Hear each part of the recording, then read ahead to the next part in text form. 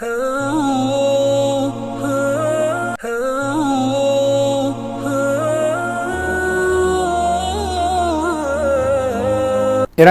Medina முனவ்வரா மஸ்ஜித் நபவியுடைய குத்பா, இந்த குத்பா ஷேக் அப்துல் பாரி சுபைத்தி ஹஃபிதுல்லாஹ் எழுதினார்கள். தொழில், உத்தியோகம் ஒரு வணக்கம், ஒரு அமானிதம், ஒரு பொறுப்பு என்ற தலைப்பிலே ஹம்து ஸலவாத் தக்வாவுடைய வசியத்துக்கு பின்னால் தொழில் உத்தியோகம் இருக்கிறதே, அது நாம் முழுமூச்சாக ஈடுபடும் ஒரு பணி. எப்பொழுதும் ஒரு உத்தியோகத்தினுடைய வாழ்நாளில் பெரும்பான்மையான பகுதியை தொழிலை உத்தியோகத்தில் கழிக்கிறார். காலையிலே செல்கிறார், மாலையில் வீடு திரும்புகிறார். காலம் கிடைக்க அவர் வளமையான ஒரு பழக்கமாக, அன்றாட ஒரு பழக்கமாக மாறிவிடுகிறது. எனவே சில வேளை சுறுசுறுப்பாக உற்சாகமாக ஈடுபடுவார், சில வேளை சோர்வுடனும் அந்த பணியில் அவர் ஈடுபட வேண்டிய நிலைமை ஏற்படும். என்றாலும் இஸ்லாமிய வரையறையிலே பார்வையிலே உத்தியோகத்துக்கு ஒரு பெரும் மதிப்பு இருக்கிறது, ஒரு ஸ்தானம் இருக்கிறது. எப்பொழுதும் ஒரு உத்தியோகத்தர் தன்னுடைய வீட்டை விட்டு பிரியும் பொழுதோ, நான் ஒரு இபாதத் செய்கின்ற மெஹராபை நோக்கி செல்கிறேன், வணக்கம் பெறுவதற்கு செல்கிறேன், தொழுகைக்காக செல்கிறோம், அது போன்ற ஒரு இபாதத்துக்கு செல்கிறேன் என்ற நோக்கத்தோடு எண்ணத்தோடு செல்கின்ற பொழுது அவருடைய செயல் அனைத்தும் ஒரு இன்பமாக, அவருக்கு ஒரு இன்ட்ரெஸ்டாக அமையும்.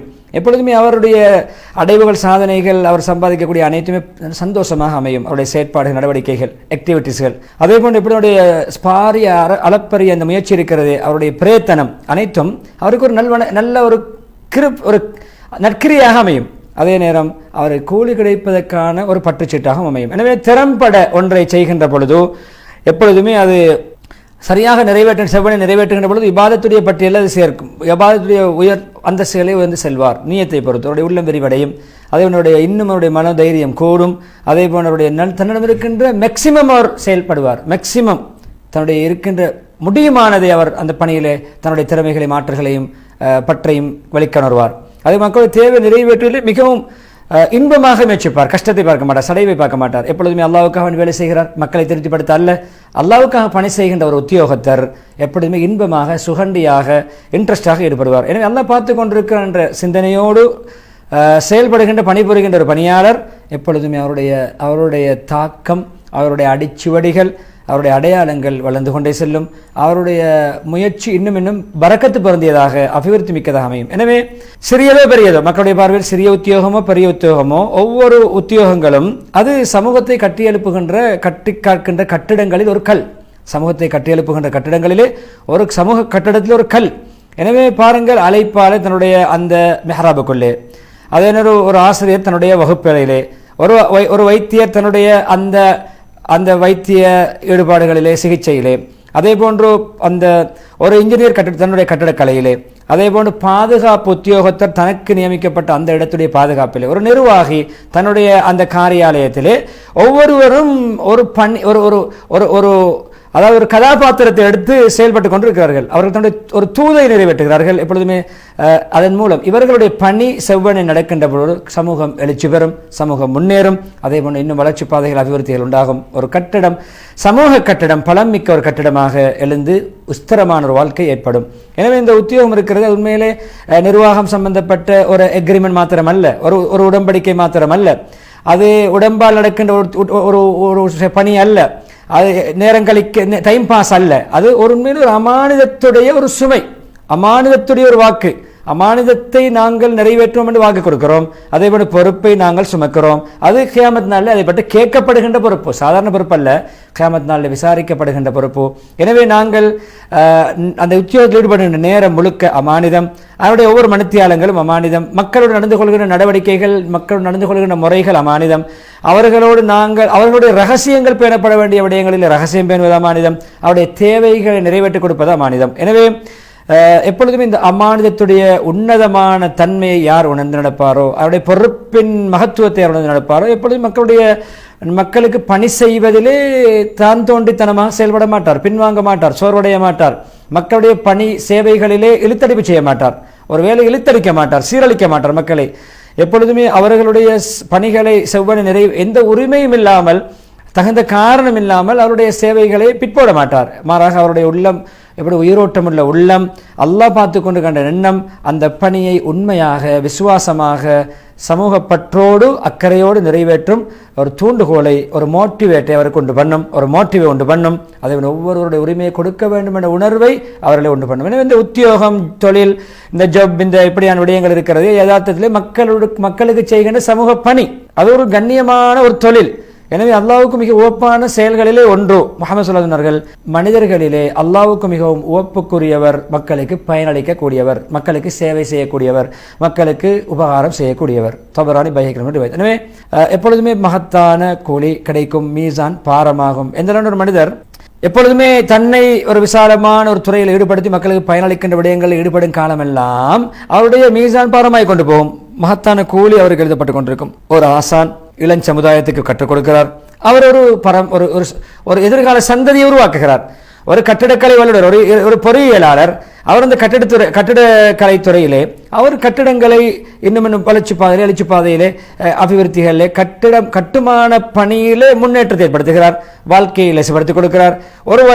ஒரு வைத்தியர் காயப்பட்டவர்களுக்கு சிகிச்சை செய்கிறார், மருந்து போடுகிறார், புண்ணுகளுக்கு மருந்து போடுகிறார்.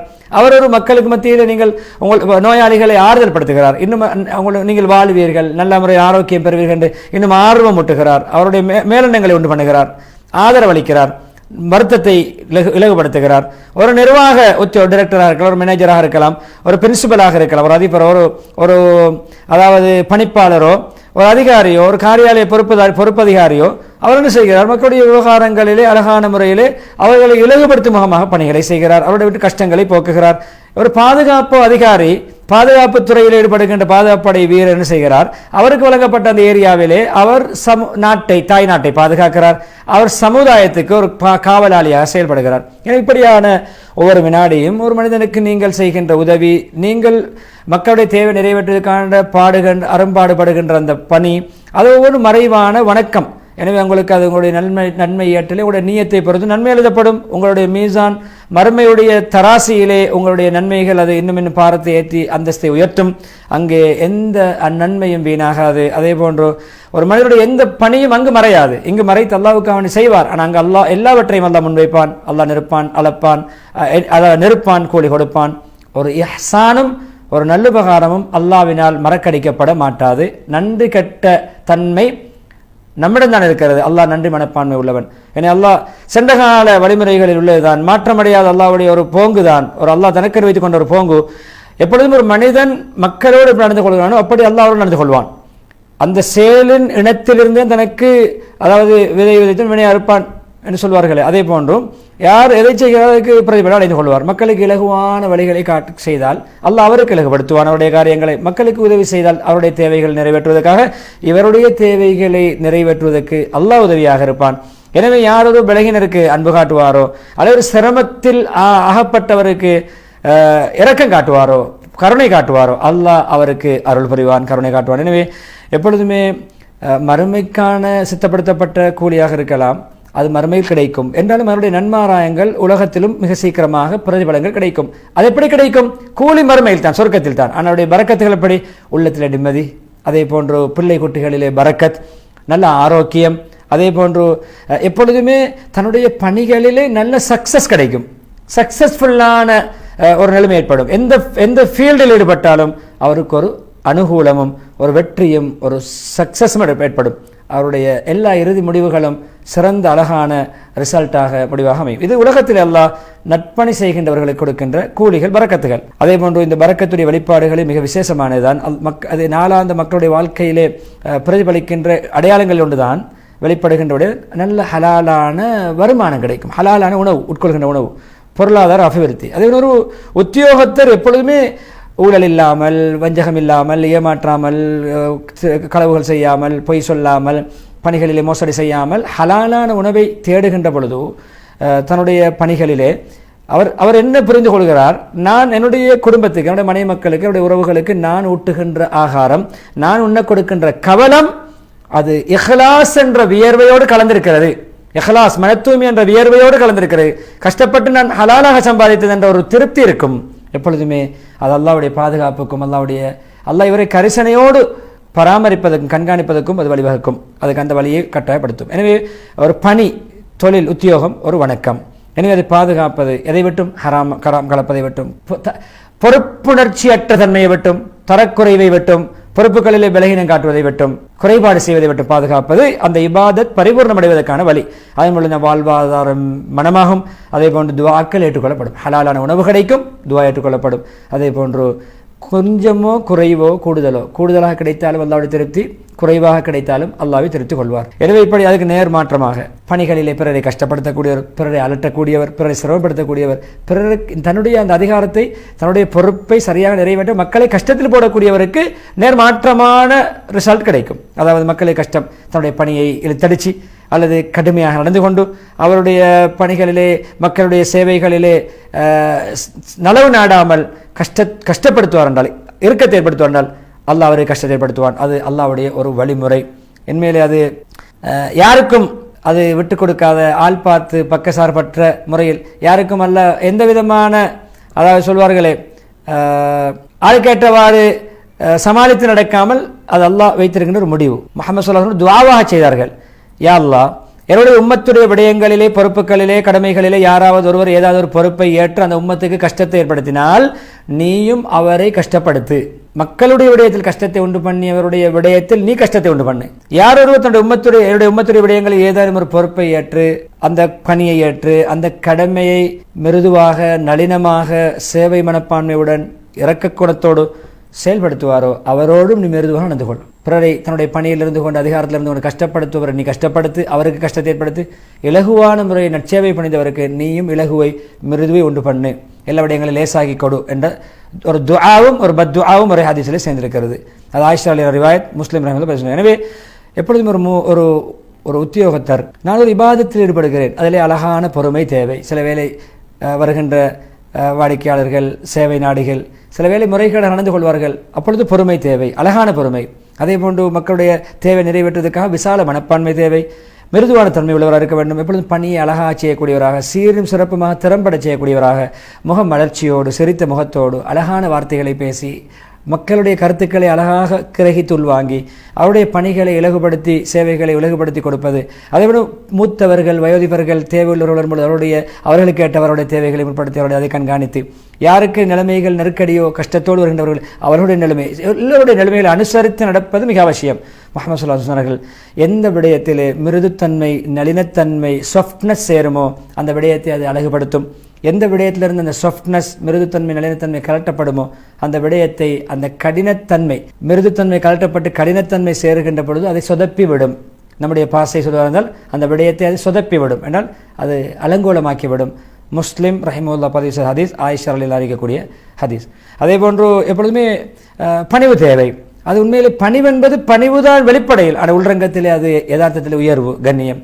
அது உண்மையிலே மக்கள் நாங்கள் பணிந்து நடக்க மக்களுடைய உள்ளத்திலே நம்முடைய கண்ணியம் கூடும். நல்ல பணிவான மனிதர், நல்ல மனிதர் என்று கண்களால் பார்க்க முன்னால் உள்ளங்களிலே நம்முடைய கண்ணியங்கள் பெருகும். எனவே பணிவான ஒரு உத்தியோகத்தர், ஒரு பணியாளர் எப்பொழுதுமே தன்னுடைய பதவியை, தன்னுடைய பொறுப்பை, தன்னுடைய கடமையை மக்களுக்கு பணி செய்கின்ற சமூக பணிக்கு ஒரு துணையாக, உஷா துணையாக, சாதனமாக பார்ப்பாரே தவிர ஒரு பதவியாகவும், ஒரு உயர்ந்த ஒரு அதிகாரத்தை வெளிப்படுத்துகின்ற, பெருமையை, அகங்காரத்தை வெளிப்படுத்துகின்ற ஒரு பெரும் பட்டம், பதவியாக பார்க்க மாட்டார். அது பெரியவர் சிறியவருடைய வித்தியாசம் காட்ட மாட்டார். அதே போன்று பதவி, பெரிய அந்தஸ்துள்ள ஒரு விஐபிகள் என்ற அவருக்கு ஒரு வகையாகவும், சாதாரண மக்களுக்கு வேறு வகையாகவும் பக்கசார்பாக நடக்க மாட்டார்.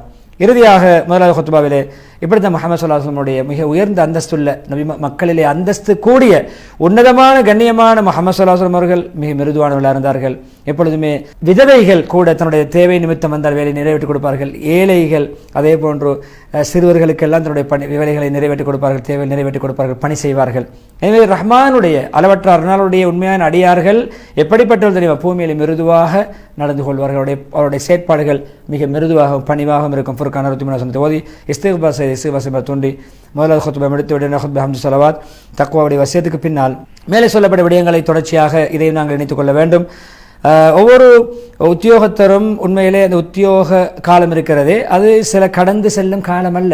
நாம் 30 வருடம், 20 வருடம், 10 வருடம் ஒரு கம்பெனியிலே, ஒரு தொழிற்சாலையிலே, ஒரு காரியாலயத்திலே பணிபுரிந்தோம் என்ற ஒரு டைம் பாஸ் அல்ல. அது உண்மையிலே தொகுக்கப்படுகின்ற நம்முடைய ஒரு டைரி போன்றது. நம்முடைய வாழ்க்கை பதிவேடு, நம்முடைய ரெஜிஸ்டர் புக், நம்முடைய வாழ்க்கை, நம்முடைய பணியை பற்றி நாம் வரைகின்ற ஒரு சுய விவர கோவை. எனவே அதை புரிந்து கொள்ள வேண்டும், வரலாற்று சான்று. எனவே அது எப்பொழுதுமே கியாமத் நாள் வரைக்கும் அந்த அந்த அந்த பணியாளரோடு வாழ்ந்து மரணித்தாலும் ஓய்வு பெற்றாலும் அவர் எதிர்பார்த்திருக்கின்ற ஒரு ஏடு நாம் நம்முடைய வாழ்க்கை புத்தகத்தை வரைகிறோம் என்பதை மனதில் கொள்ள வேண்டும். கடந்து செல்கின்ற காலங்கள் அல்ல, மறக்கப்படுகின்ற காலங்கள் அல்ல.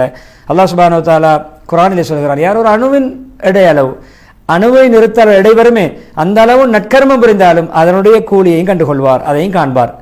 ஜுல்ஜால் சூரா 7 வசனம் என்ற அந்த முக்கியமான விடயத்தை இரண்டாவது குத்பாவை ஞாபகப்படுத்தி ஸலவாத்துல் ஆயத்தை ஓதி நீண்ட துஆ பிரார்த்தனையோடு ஹத்தீப் அப்துல் பாரி சுபைத்தி ஹஃபிதஹுல்லாஹ் தன்னுடைய பொறுப்பு, உத்தியோகம், ஜப், ஒரு அமானிதமும் ஒரு நல்ல அமலும் ஒரு வணக்கமும் என்ற தலைப்பிலான அழகான குத்பாவிலிருந்து விடைபெறுகிறார்கள்.